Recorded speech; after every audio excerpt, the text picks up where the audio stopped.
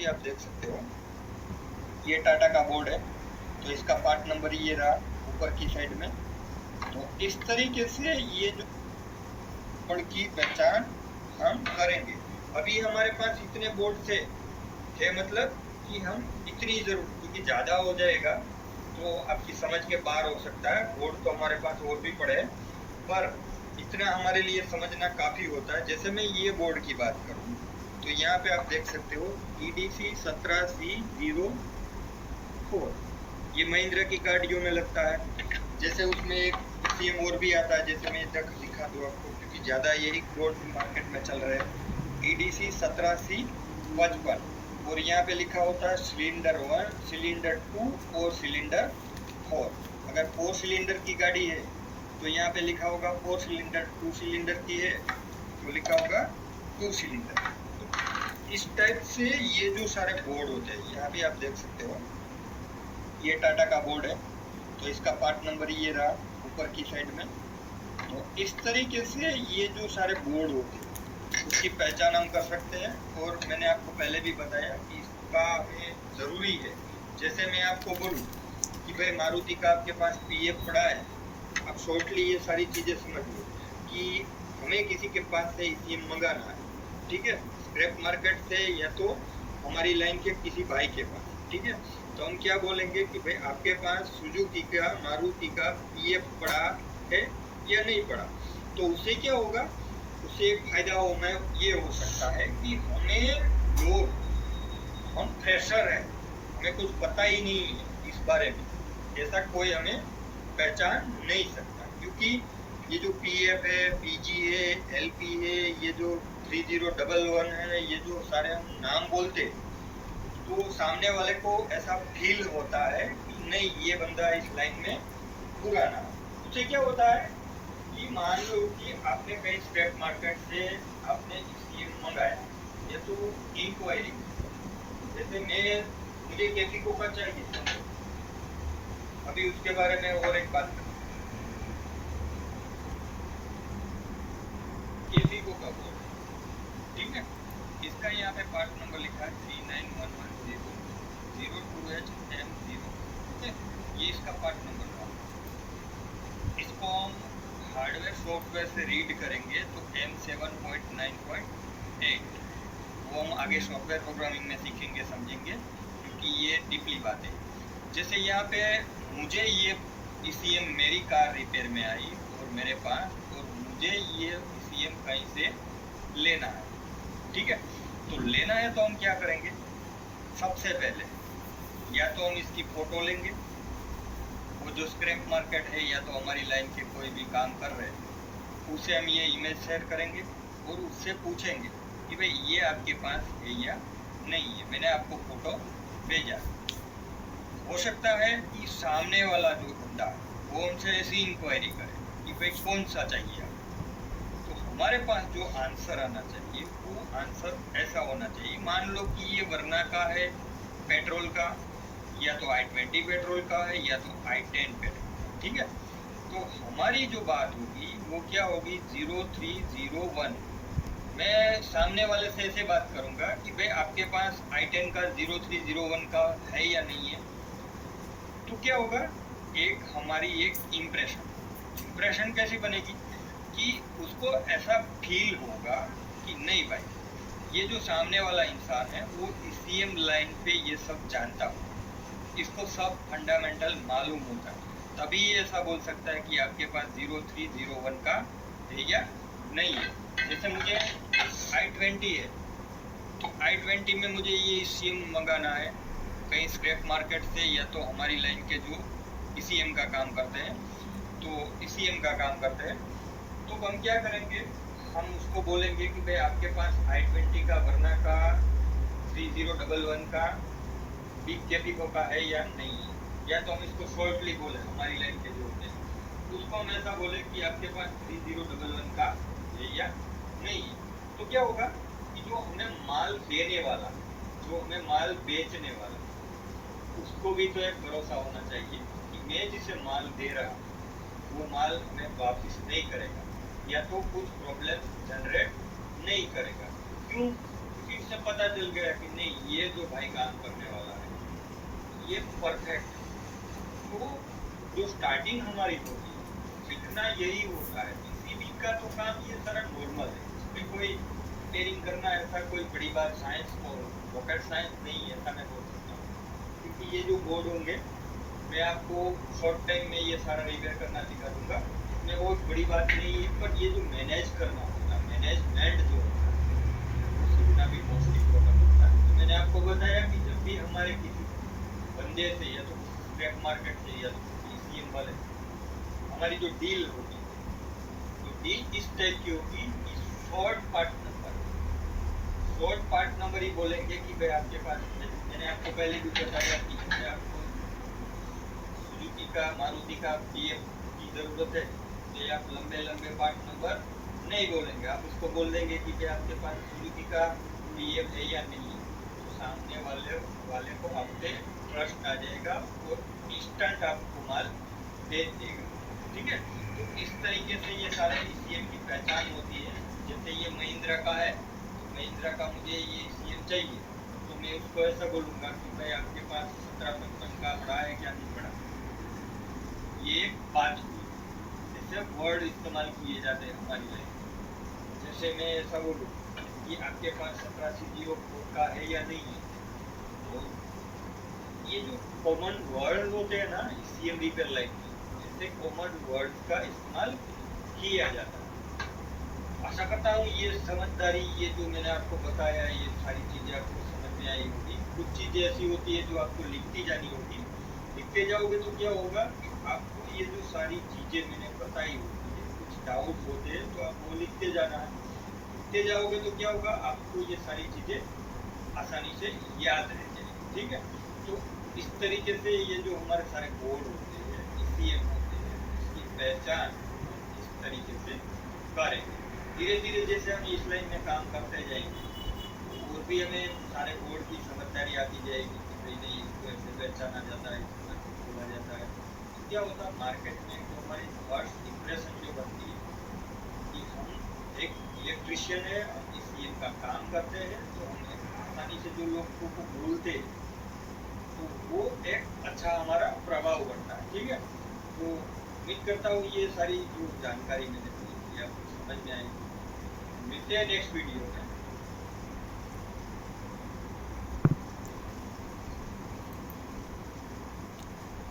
स्वागत है दोस्तों, फिर से एक बार प्रकाश होगी। हमने जो अगला कंपोनेंट के बारे में ये सारा समझ लिया, इसी के बारे में भी समझ लिया। आज हम मल्टीमीटर के बारे में समझ लेते हैं, क्योंकि ये मल्टीमीटर जो होता है वो हमारे लिए मोस्ट इम्पोर्टेंट होता है। ठीक है, क्योंकि अगर हमारे पास अच्छी क्वालिटी का या तो अच्छा मल्टीमीटर नहीं होगा, अच्छी हमारी प्रोब नहीं होगी, तो हो सकता है हम ईसीएम रिपेयर करने में फेल भी हो सकते हैं। तो आज हम मल्टीमीटर के बारे में थोड़ी डिस्कस कर लेते हैं कि वो जो एक हिस्सा होता है हमारा काम करने का, उसके बारे में समझना बहुत ज़रूरी होता है। तो आ जाओ मैं आपको दिखाता हूँ मल्टीमीटर के बारे में। तो आप यहाँ देख सकते हो कि ये जो अलग अलग टाइप के मल्टीमीटर आप देख सकते हो, ये सारे जो मल्टीमीटर है ये हम लोगों ने जो हमारी ट्रेनिंग जो होती है ऑफलाइन, तो वो ट्रेनिंग में इस्तेमाल किए हुए हैं। ठीक है, तो जैसे आप ये मल्टीमीटर देख सकते हो, ये DM83, यहाँ पे आप देख सकते हो DM83। ये मल्टीमीटर जो है हमारा, ये एक मल्टीमीटर है हमारा DT9205 है। ठीक है, ये इसके पार्ट नंबर होते हैं।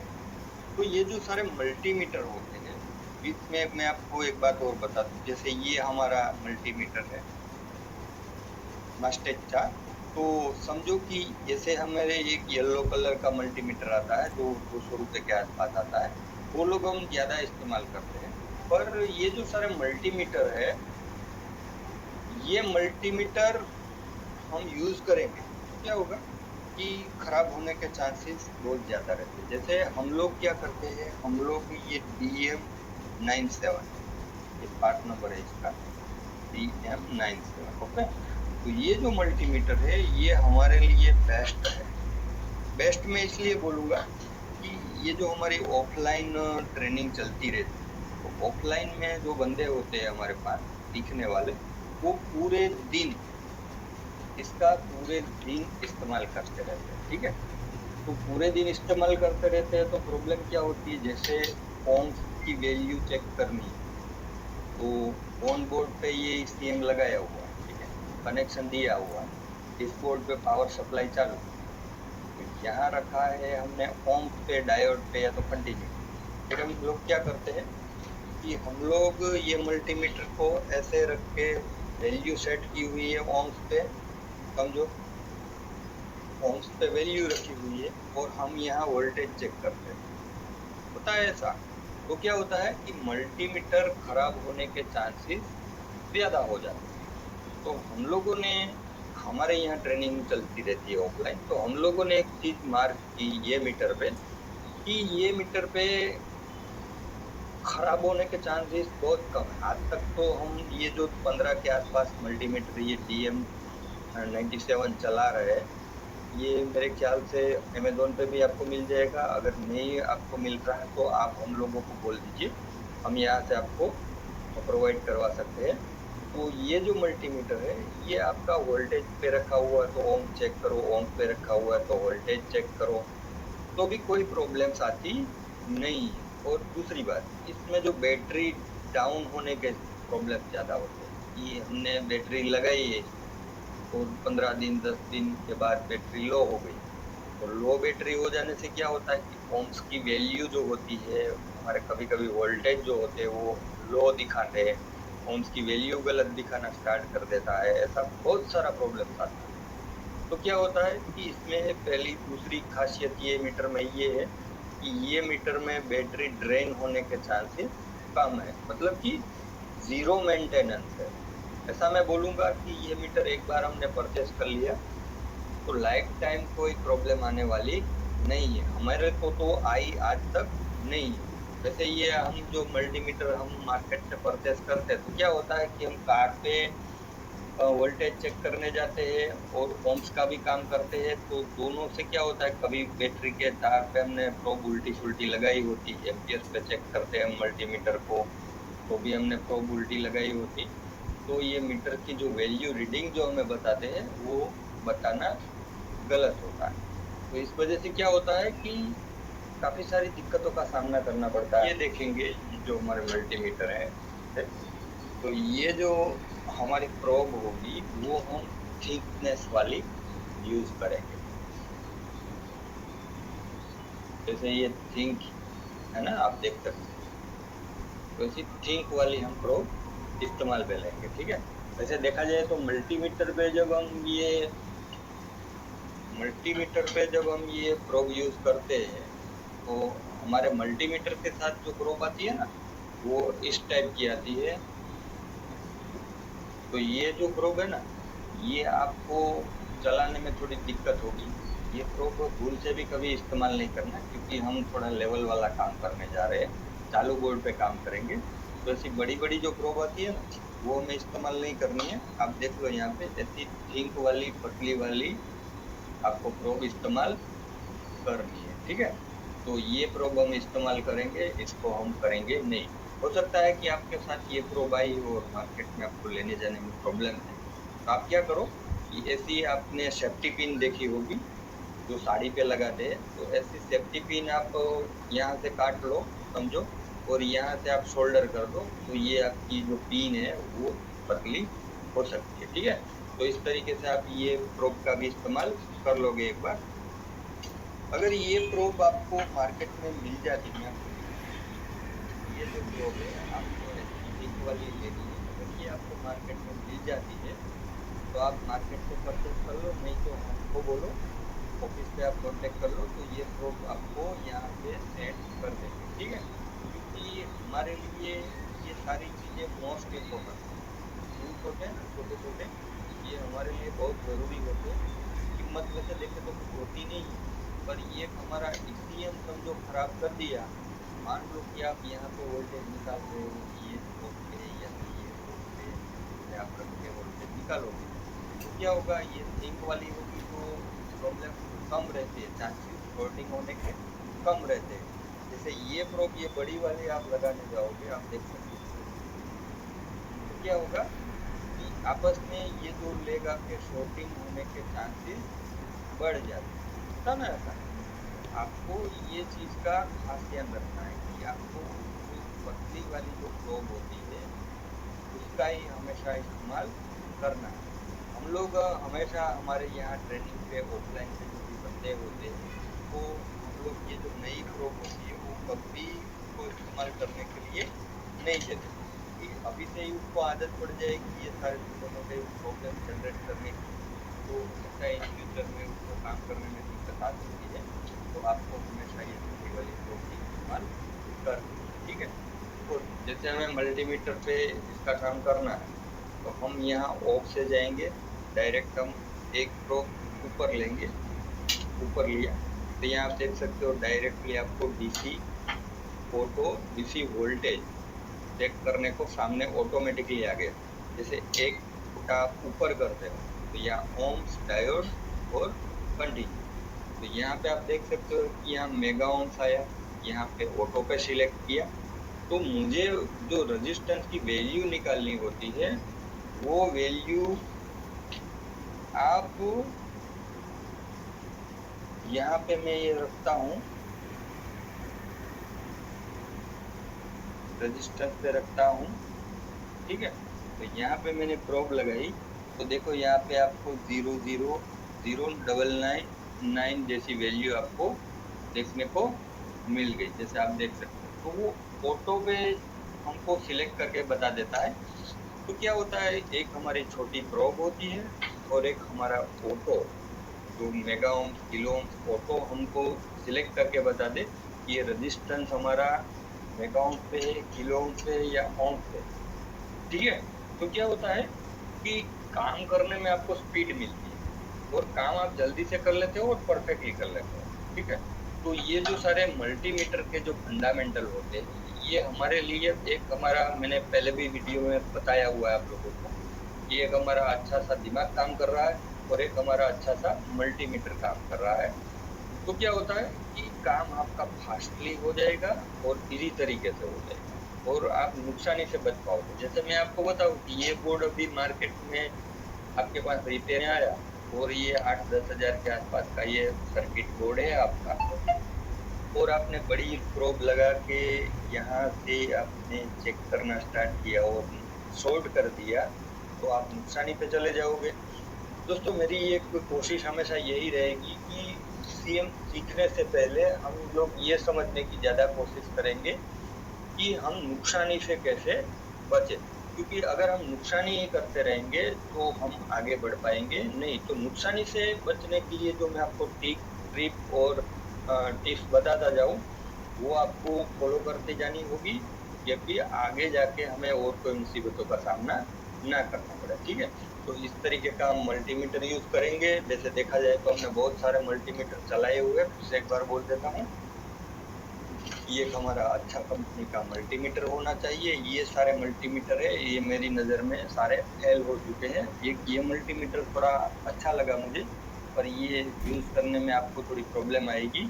पर ये जो मल्टीमीटर है DM97, एक बार आपको खर्चा लगेगा पर आपको काम करने में बहुत मज़ा आएगा। बाकी के ये जो सारे मीटर है इसका मैं भरोसा कभी नहीं कर सकता, और मेरी टीम जो है, मेरा स्टूडेंट है सीखने आए हुए, इसको भी मैं कभी सजेस्ट नहीं करता, क्योंकि मैं जानता हूँ ये मल्टीमीटर मार्केट में सस्ते मिलते हैं, 100, 200, 300, 400, 500 के आसपास ये मल्टीमीटर आते हैं। फिर भी मैं उसको 2000 रुपये वाला मल्टीमीटर यूज करने को दे रहा हूँ। क्यों दे रहा हूँ? क्योंकि जो बंदा सीख रहा है, जो समझ रहा है, वो अगर परफेक्टली काम नहीं कर पाएगा तो लाइफ में कभी आगे नहीं बढ़ सकता है।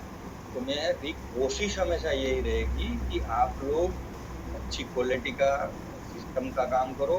बस इतने मैंने थोड़े बहुत टूल ही आपको सजेस्ट करूँगा, मैं ज़्यादा करने वाला भी नहीं हूँ। एक हमारा मल्टीमीटर जो होता है वो बेस्ट होना चाहिए, ठीक है। मैंने देखा ये जो मल्टीमीटर का काम हमें करना है तो मैं समझ सकता हूँ कि आपके पास भी मल्टीमीटर होंगे, ठीक है, आप इस्तेमाल करते ही होंगे। पर अगर आपके पास अगर खराब हो जाए मल्टीमीटर तो ये DM97 वाला ही परचेस करना, एक बार आपको लेना पड़ेगा और आपको और कोई प्रॉब्लम्स आएगी नहीं। चेकिंग टेस्टिंग में ये मल्टीमीटर बढ़िया रहेगा हमारे लिए। तो मेरी कोशिश यही रहती है कि आप लोग थोड़ा ये सारी चीज़ों को समझने की कोशिश करो, और मल्टीमीटर आप अच्छी क्वालिटी का चलाओ तो आपके लिए काम करना बेस्ट रहेगा।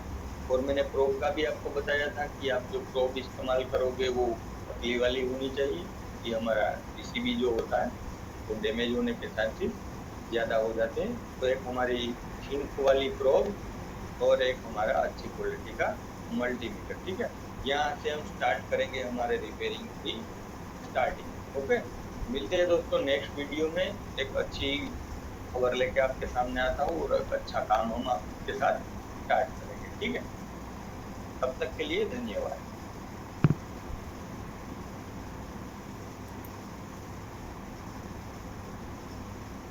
नमस्कार दोस्तों, आज ये जो वीडियो पे काम करेंगे वो टिप्स एंड ट्रिक्स पे होगा, क्योंकि शॉर्ट टाइम में आपको ईसीएम रिपेयर करना होगा। क्योंकि मैं जानता हूँ कि जो हमारा कोर्सेस होते हैं उनमें आप पूरा टाइम नहीं दे पाते। ऑफलाइन अगर आप आए होते तो प्रैक्टिकली वर्क ज़्यादा आपको करने को मिलता, और आप इतने ऑनलाइन में इतने सीरियस भी नहीं होते। तो मैं जानता हूँ कहीं ना कहीं आप फंस जाते हो, आपसे काम नहीं हो पा रहा। मैं समझ सकता हूँ आपकी सारी बात को, कि आप एक उम्मीद लेके ऑनलाइन पे आए होते हो पर काम नहीं कर पाते हो, तो इसलिए आप मायूस हो जाते हो और काम नहीं कर पाते हो। तो ये जो टिप्स एंड ट्रिक्स का जो फोल्डर है उसके अंदर मैं कुछ आपको टिप्स देने वाला हूँ।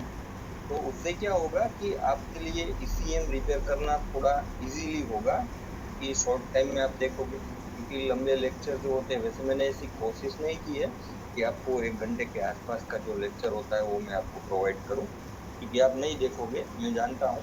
अगर देखो तो आपके लिए बेटर रहेगा, क्योंकि जो सारा निचोड़ होता है, हम लोगों ने जो पहले इस फील्ड में काम किया होता है, तो रिपेयरिंग काम के साथ साथ कुछ ऐसी बातें चीजें भी होती है जो आपके लिए बहुत उपयोगी, मोस्ट इम्पोर्टेंट होती है। पर मैं समझ सकता हूँ। तो आज मैं जो आपको बताने जा रहा हूँ वो सबसे पहले हम बात करेंगे क्लस्टर मीटर। क्लस्टर मीटर पे जब हम काम करते हैं तो सबसे पहले तो हमें क्लस्टर मीटर चलाना, उसका जो यूज करना होता है वो आना चाहिए। अगर वो ही नहीं आएगा, जो मेन चीज होती है वही हम नहीं काम कर पाएंगे, काम करना हमारे लिए मुश्किल हो जाएगा। तो मैं क्या करता हूँ, मैंने मेरी जो ऑफलाइन है, हमारी जो टीम काम कर रही है, मैं हमारे जो स्टूडेंट होते हैं उनसे बातचीत करता हूँ। कभी वीडियो कॉल पे भी देखता हूँ उन लोगों का जो सेटअप बनाया हुआ होता है वो। तो क्या होता है कि कुछ मिस हो जाता है, काम करने में उनको प्रॉब्लम लगती है। प्रॉब्लम ये आती है कि वो काम नहीं कर पाते, इरिटेट हो जाते हैं कि भाई काम नहीं हो रहा, आपने जो बताया वो मुझे समझ में नहीं आ रहा। सारी प्रॉब्लम होती है। तो प्रॉब्लम ये इसका जो सॉल्यूशन है, वो सॉल्यूशन ये है कि प्रैक्टिस आपको ज़्यादा करनी पड़ेगी। जितनी कम प्रैक्टिस आप करोगे उतनी प्रॉब्लम आपके साथ ही होने वाली है। तो हमको ही ये काम करना होगा। हम लोग क्या करते हैं, हम लोग तो आपको खाली ट्रिक्स एंड ट्रिक्स बता सकते हैं।